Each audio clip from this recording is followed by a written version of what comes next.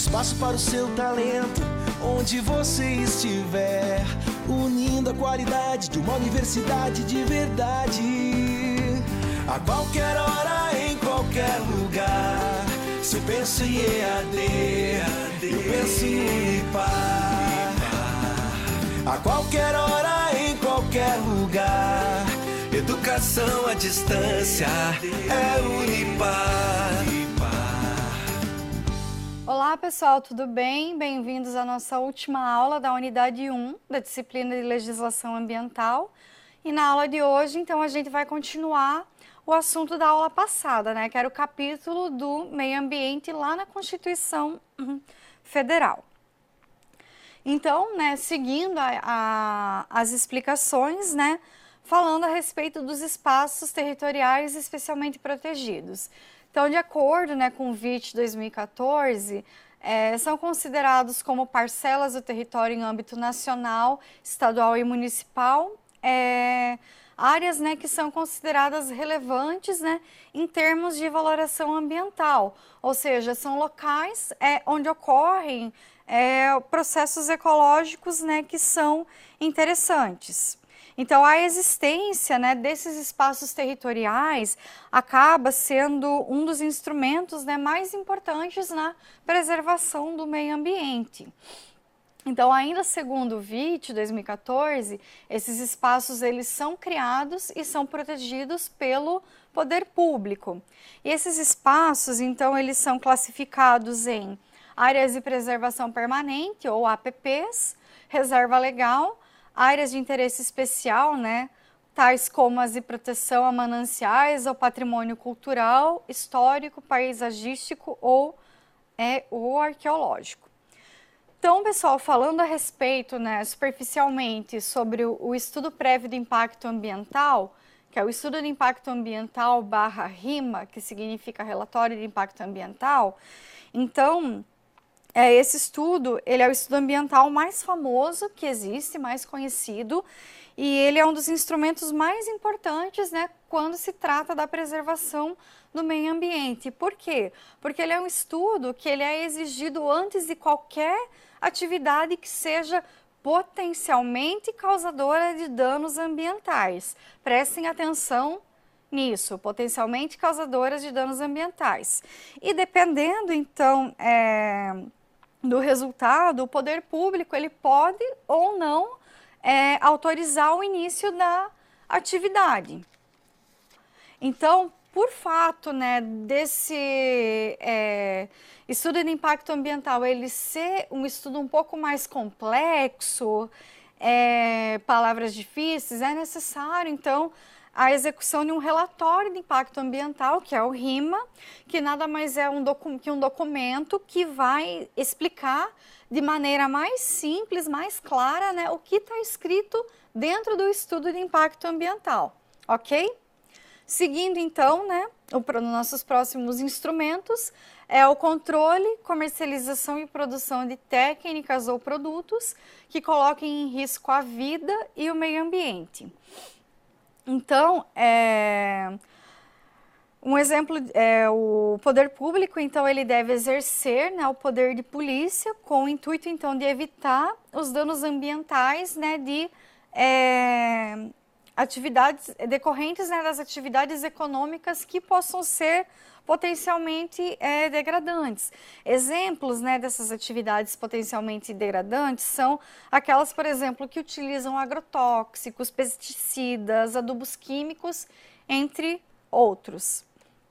A Lei número 7.802 de 89, ela é a lei dos agrotóxicos. Então, ela define o agrotóxico como um produto ou um agente de processo físico, químico ou biológico que tem a finalidade, então, de alterar a composição da flora e da fauna, preservando essa flora e essa fauna, né, da ação de seres vivos que são, né, considerados nocivos. Porém, né, a utilização desses agrotóxicos, ele depende, né, bem como sua produção, importação, exportação, comercialização, depende do registro prévio desse agrotóxico, né, no órgão federal. Esse órgão é o Ministério da Agricultura, Pecuária e Abastecimento, que é conhecido como MAPA. Então, pessoal, com a crescente, né, preocupação de todo mundo, do mundo todo, com o aquecimento global, o Brasil ele assinou, né, o protocolo de Kyoto, e em 2009 foi criada a Lei 12.197, que é a Política Nacional da Mudança do Clima. E uma das principais fontes, né, da emissão dos gases são as queimadas, né, motivo pelo qual a eficiência do poder de polícia ele acaba sendo eficiente, ele acaba sendo importante, né, nessas situações. O próximo instrumento, então, é a educação ambiental. A educação ambiental, ela é um fator, então, fundamental, né, para a concretização do princípio da participação. A educação ambiental, então, ela visa, né, gerar uma consciência ambiental no cidadão, onde o seu comportamento ele fica voltado, então, para a proteção do meio ambiente. E existe uma lei própria, né, que trata a respeito da educação ambiental, que é a Lei número 9.795 de 99. Então, pessoal, entende-se por educação ambiental, né, os processos através dos quais o indivíduo e a coletividade, então, eles constroem valores sociais, conhecimentos, habilidades, atitudes e competências que são voltadas, né, para a conservação do meio ambiente, que é um bem de uso comum do povo, que é essencial à sadia qualidade de vida e também à sua sustentabilidade.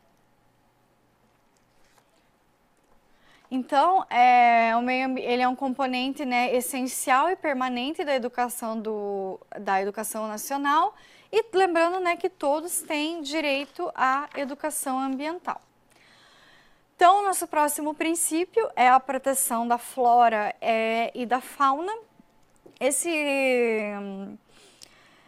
inciso, então, ele vai além, né, da questão da proteção da flora e da fauna, porque também trata, né, da parte da preservação ecológica e também impede a crueldade, né, contra os animais. A fauna, ela é composta, então, por animais silvestres, né, que são aqueles que pertencem, né, às espécies nativas, migratórias ou qualquer outra, sejam aquáticas ou terrestres, que tenham a sua vida ou parte, né, da sua vida ocorrendo, né, dentro dos limites territoriais do Brasil e dentro, né, das suas águas jurisdicionais. Os animais exóticos, né, também, que são aqueles cuja distribuição geográfica acaba não incluindo, né, o território brasileiro. São consideradas, então, exóticas as espécies, né, que são introduzidas pelo homem, inclusive as espécies domésticas também, né, são consideradas exóticas. Aquelas que foram introduzidas fora das fronteiras brasileiras e fora das suas águas, das nossas águas jurisdicionais, que tenham entrado, né, de maneira espontânea aqui no território brasileiro.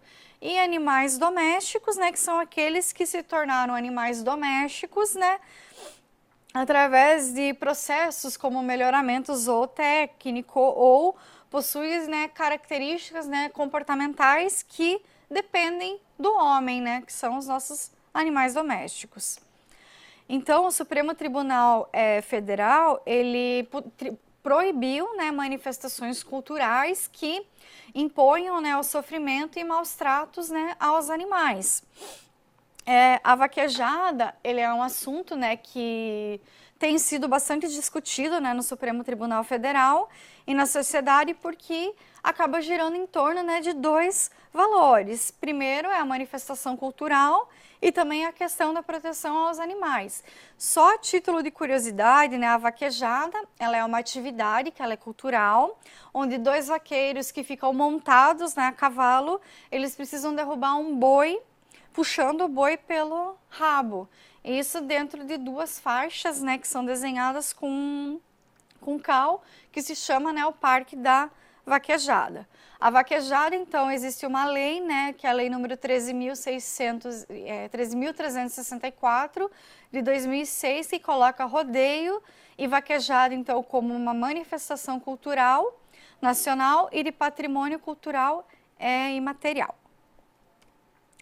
A flora, pessoal, então é um conjunto, né, de espécies vegetais de uma determinada localidade.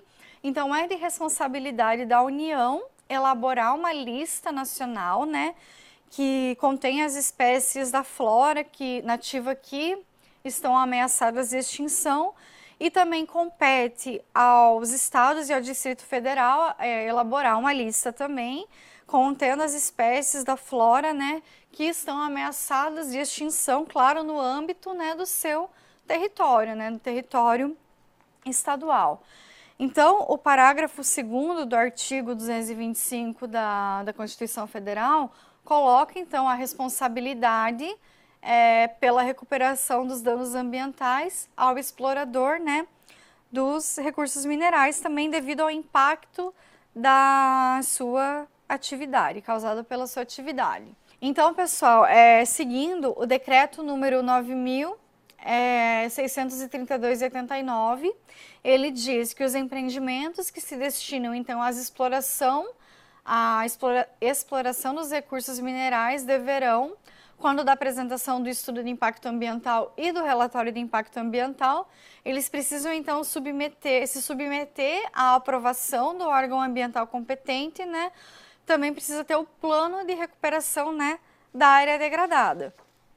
Então, o parágrafo 2º da Constituição Federal, ele fala exatamente, né, sobre essa questão da proteção, da exploração, aliás, dos recursos minerais. Então, onde o explorador, ele fica obrigado a recuperar esse meio ambiente degradado, né, de acordo com a solução técnica que é exigida pelo Ministério Público. Então, esse decreto, ele dispõe, né, sobre a regulamentação do inciso 8º, né, da Política Nacional do Meio Ambiente, que fala sobre essas atividades, né, que se destinam à exploração dos recursos minerais. E a gente não pode esquecer da tragédia que aconteceu lá em Mariana, em 2015, se eu não me engano, que foi quando 2 barragens da mineradora Samarco, elas acabaram se rompendo e despejaram, então, toneladas, né, de lamas e rejeitos sólidos no Rio Doce, que acabaram matando pessoas e destruiu boa parte, né, da flora e da fauna local. Então, a provável causa, né, dessa tragédia, então, foi a negligência por parte da empresa no monitoramento e na operação, né, do empreendimento, né, das suas atividades. Então, de acordo, né, com o parágrafo 3º do artigo 225, as condutas, né, e atividades, né, que são consideradas lesivas ao meio ambiente, sujeitarão aos infratores, né, sejam eles pessoas físicas ou jurídicas, as devidas sanções, né, penais e administrativas, né, independente da obrigação de reparar os danos causados.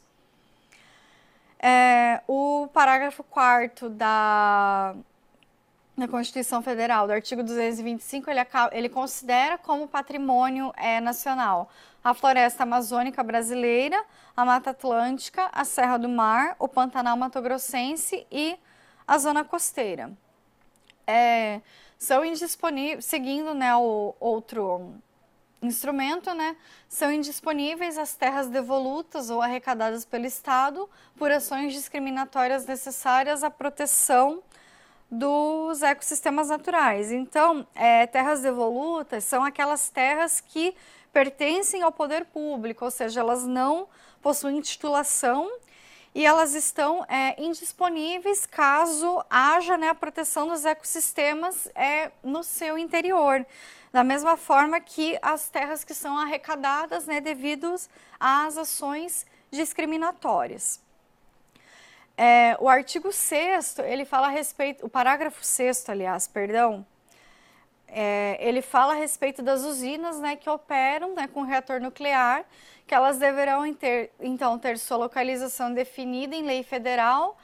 Sem essa localização definida pela lei federal, elas não podem ser instaladas.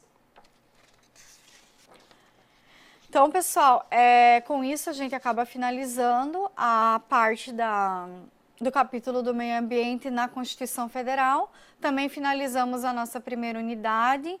Muito obrigada pela atenção de todos vocês e até a nossa próxima unidade. Um espaço para o seu talento, onde você estiver, unindo a qualidade de uma universidade de verdade. A qualquer hora, em qualquer lugar. Se eu penso em EAD, eu penso em Unipar. A qualquer hora, em qualquer lugar. Educação à distância é Unipar.